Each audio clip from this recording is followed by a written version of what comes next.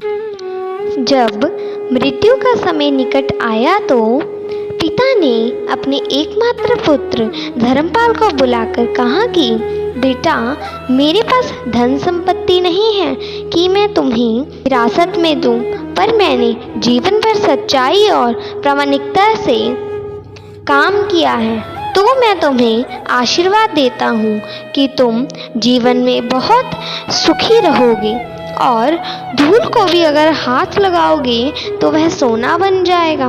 बेटे ने सिर झुकाकर पिता के पैर छुए। पिता ने सिर पर हाथ रखकर आशीर्वाद दिया और संतोष से अपने प्राण त्याग कर दिए। अब घर का खर्च बेटे धर्मपाल को संभालना था। एक छोटी सी ठेला गाड़ी पर अपना व्यापार शुरू किया। धीरे धीरे व्यापार बढ़ने लगा। एक छोटी सी दुकान ले ली। व्यापार और बढ़ा। अब नगर के संपन्न लोगों में उसकी गिनती होने लगी कि आशीर्वाद का ही फल है, क्योंकि उन्होंने जीवन में दुख उठाया पर कभी धैर्य नहीं छोड़ा, श्रद्धा नहीं छोड़ी, प्रामाणिकता नहीं छोड़ी।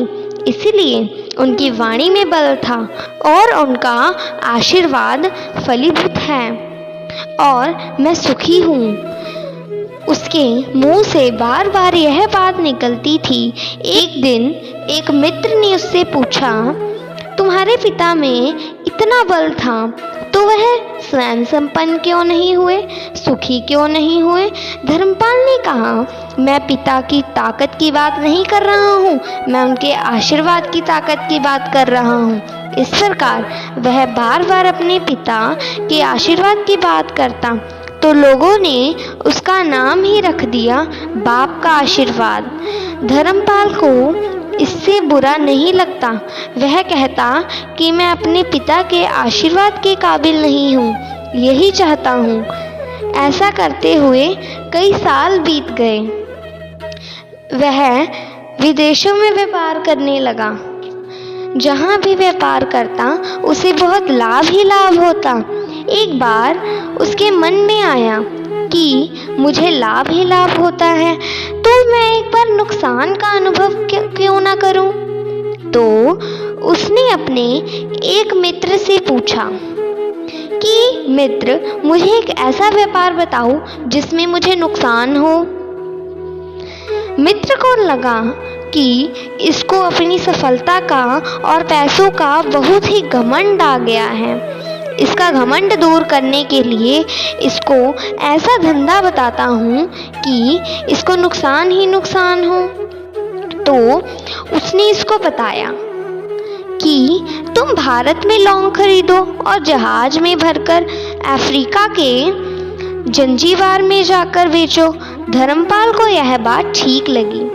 जंजीबार तो लौंग का देश है। वहाँ से लौंग भारत में लाते हैं और यहाँ 10-12 गुना भाव से बिकता है।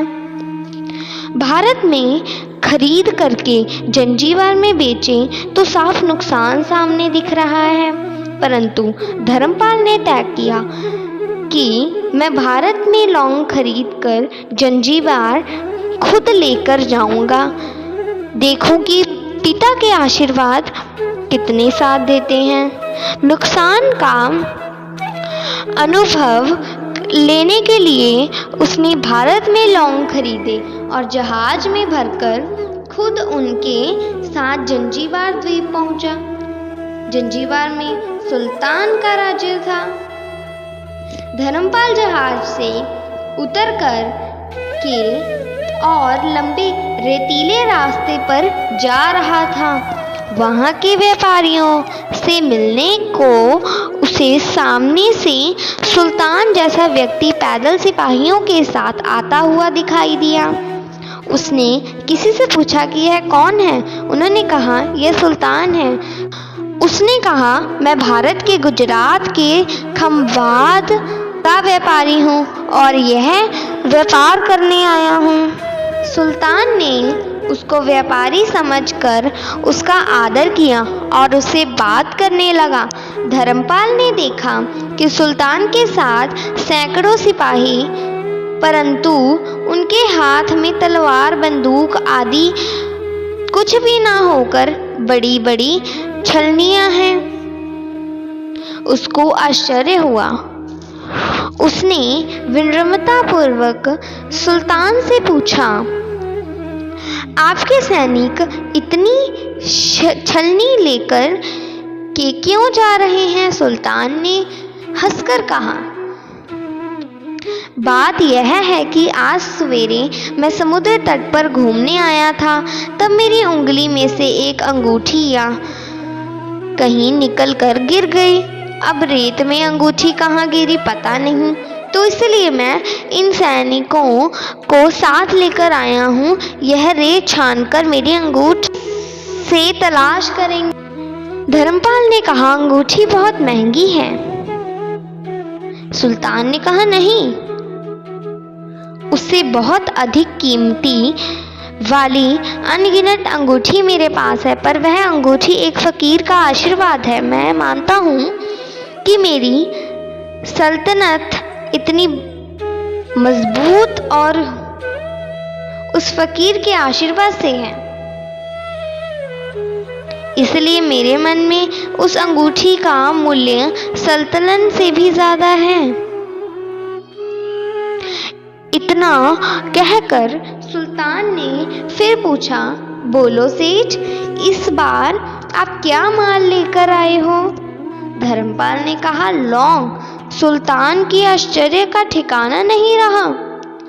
यह तो लौंग का ही देश है सेठ, यहाँ लौंग बेचने आए हो?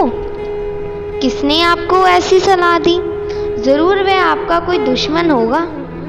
यहाँ तो 1 पैसे में मुट्ठी भर लौंग मिलता है। यहाँ लौंग को कौन खरीदेगा और तुम क्या कमाओगे? धर्मपाल ने कहा, मुझे यही देखना है कि मैं यहाँ भी मुनाफा होता है या नहीं। मेरे पिता के आशीर्वाद से आज तक मैंने जो भी धंधा किया, मैं उसमें मुनाफा ही मुनाफा कमाया है। तो अब मैं देखना चाहता हूँ कि आशीर्वाद यहाँ भी फलते हैं या नहीं। सुल्तान ने पूछा, पिता का आशीर्वाद, इसका क्या मतलब? धर्मपाल ने कहा, मेरे पिता सारे जीवन ईमानदारी और प्रामाणिकता से काम करते रहे, परंतु धन नहीं कमा सके। उन्होंने मरते समय मुझे भगवान का नाम लेकर मेरे सिर पर हाथ रखकर आशीर्वाद दिया था कि तेरे हाथ में धूल भी सोना बन जाएगी। ऐसे बोलते बोलते धर्मपाल नीचे झुका और जमीन की रेत से एक मिट्टी भरी और सम्राट सुल्तान के सामने मुट्ठी खोलकर उंगलियों के बीच में से रेत नीचे गिराई। तो धर्मपाल और सुल्तान दोनों का आश्चर्य का पार नहीं रहा। उसके हाथ में एक हीरे जड़ी अंगूठी थी। यह वही सुल्तान की गुमी हुई अंगूठी थी। अंगूठी देखकर सुल्तान बहुत प्रसन्न हुए। बोला, वाह, खुदा आपकी करामात का पार नहीं। आप पिता के आशीर्वाद को सच्चा करते हो।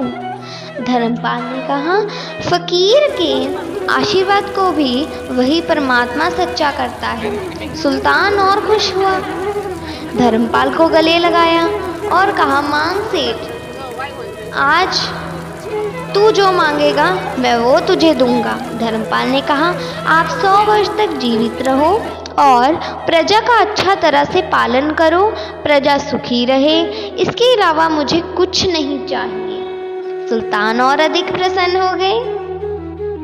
उसने कहा, सेठ, तुम्हारा सारा साल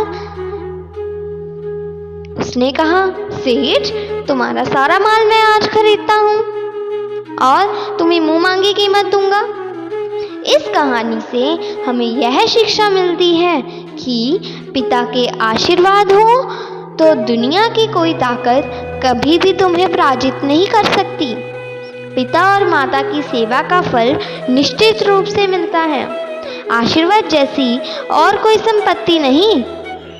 बालक के मन को जानने वाली माँ और भविष्य को संवारने वाला पिता, यह दुनिया के 2 महान ज्योतिषी हैं। अपने बुजुर्गों का सम्मान करो, यही भगवान की सबसे बड़ी सेवा है। आपके इस कहानी के बारे में क्या राय है, हमें कमेंट में ज़रूर बताइए। हमारे चैनल को ज़रूर सब्सक्राइब करें, बेल नोटिफिकेशन को ऑन करके ऑल की बटन पर प्रेस करें, वीडियो को लाइक शेयर ज़रूर करें। धन्यवाद।